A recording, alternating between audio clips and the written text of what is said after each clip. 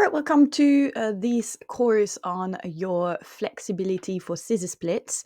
So we have divided this in 8 modules and have made sure that the lessons are going to be easily digestible. So 3 lessons per module. Just make sure that you also get your workbook before you start the lessons as well, so you are able to always go back and do your exercises that are on the workbook. But let's get ourselves started. The first module is the science of flexibility and how to do your own self-assessment. So we are going to look today in lesson 1 into the biomechanics of the scissor splits. I want to welcome you to your first ever lesson. Obviously, you are here because you want to learn how to get deeper, how to become stronger, and how to achieve a more controlled scissor split. So the first lesson here is understanding a bit more into the functional anatomy and what happens when you perform a split. So obviously there are a few reasons why we feel like stretching, but nothing is not happening. Nothing is really happening. If you're not getting any deeper, if you feel a bit off balance, if you feel you have compensation, if you feel your hips are not squaring, that is completely normal. It's normal to be frustrated, but it's also important, and this is why I created these lessons, is to empower yourself with the knowledge of what is happening and how we can go beyond. So in this lesson today, we are going to discuss biomechanics and the functional anatomy of a scissor split, how you can train a bit more efficiently rather than guessing. So obviously the scissor split is also called sagittal split. Some people call it front split. Personally, I call the front split the other one, but some people call it the front split. So we call this sagittal because the plane is forward and backward. And unlike the middle splits, which involve a lot of external and rotation of the hips, the scissors rely heavily on the hip flexion and extension. So your pelvis is very important here. Your positioning is very important. So obviously visualize the pair of scissors. So why does it matter? Obviously, if you have very little understanding on how your body move, you might be always doing the same thing over and over. If you actually empower yourself to understand what is happening in your body, you might be engaging the right muscles a little bit more, and you will learn how to control your movement. And obviously, also what we are trying to do with this course is understand which muscles are limiting your flexibility and how we can train them with the right drills for better progress. So let's have a look at the key muscle groups in a scissor splits here. What we're going to have a look at is first the back of the leg muscles. Obviously, we all know there's the hamstrings and the calf. So obviously the calf also play an important role because tight calves and tight ankles, you will restrict as well how your foot moves into the splits. If your hamstring are tight or weak, obviously you are going to struggle with your front leg. Yes, so the hamstring will control the hip extension also. When you have the back leg, is the contraction of your hamstring. So there is something that's called reciprocal inhibition. When we contract one muscle, the opposite one relaxes. So that means that if you contract the hamstring, the hip flexors and the thigh muscles have the front thighs have to relax, and vice versa. So this is why we have to work synergetically with both sides. So on the front, we obviously have the hip flexors and the quadriceps, yes, which must lengthen. Yeah, so when your hamstring contract, the hip flexor lengthen. If the hip flexors are tight, your pelvis may have what's called an anterior tilt. You might compress your back. And if your quadriceps are tight as well, that will also prevent your back leg to extend. And on top of that, you can also feel a bit of tightness in the knee, which is not the best thing when you try and achieve your splits. Now let's have a look at the core stabilizers as well. Super important, your glute, your core, and your adductors. Obviously, the core helps with the pelvis to stay positioned. It prevents your anterior pelvic tilt, like I just explained previously. So it stops you from having a lower back compression. The glutes also help control your hip alignment, so making sure that your hips stay square, and your adductors keep your legs from wobbling. They are quite important stabilizers, especially when you do, for example, if you're an aerialist and you do anything that is up in the air, or where you do, for example, position that are your Russian splits. Yeah, so stabilizers quite important here. So, how the hips and the pelvis affect the quality of your splits? If you look at the common pitfall, is your anterior pelvic tilt. So, if you look at your pelvis here, you can actually see that your tailbone tilts behind slightly.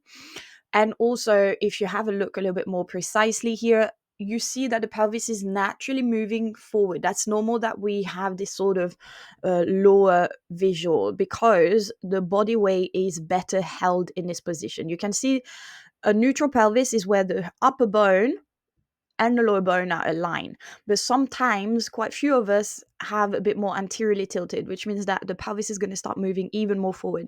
That's a common response for your body to when it feels it needs a bit more support. Yes, so it's quite important to understand that that also lengthen your core muscle, and therefore you tend to remove a bit of the core engagement. So, how do you fix that? Because when you do a split, you will notice sometimes that your lower back starts arching a little bit more, and that's your anterior tilt. So, you can obviously work on keeping the hip square, making sure you engage the core and the glutes, and utilizing active flexibility drills to strengthen the split position rather than sinking into it. So, in my classes, I say that a lot. So, the common flexibility limitations that we can find first is I find people that only stretch passively, which is fine, but this is not building a lot of strength. So it's not really teaching your body how to support the range. And this is why we do end range conditioning, which we will cover in later module. So you can have a strength imbalance between the hip flexors and the hamstring as well. So depending on our lifestyle, it can also prevent a slightly what is happening in the hamstring. Sitting down can make your hip flexors really tight, your hamstring really weak. So you have to look at rebalancing this. And the third, which is what a lot of people don't always consider, is the fact that your nervous system might be holding you back. So any movement of stretching will trigger a nervous system response, especially the CNS, so your central nervous system. And if your central nervous system is not wired to understand that going into a stretch is safe, the primary function of your nervous system is obviously to protect you from getting injured. So it will quickly send a natural response to stop the stretch. So this is why you're going to feel a bit of resistance. So we're going to discuss as well in the course how techniques like SMR and PNF stretching, which we'll discuss later, can help retrain your nervous system and allow you to enter deeper range in your splits. So what do we have learned? I don't know what I'm saying. What have we learned from this lesson is that obviously with the scissor split, you need good flexibility in hamstring, hip flexors, and your stabilizing muscles. You need to work on your pelvic alignment as well. An anterior pelvic tilt can prevent your true splits. And that strength imbalances and passive stretching and nervous system resistance can be common roadblocks to achieving a full split.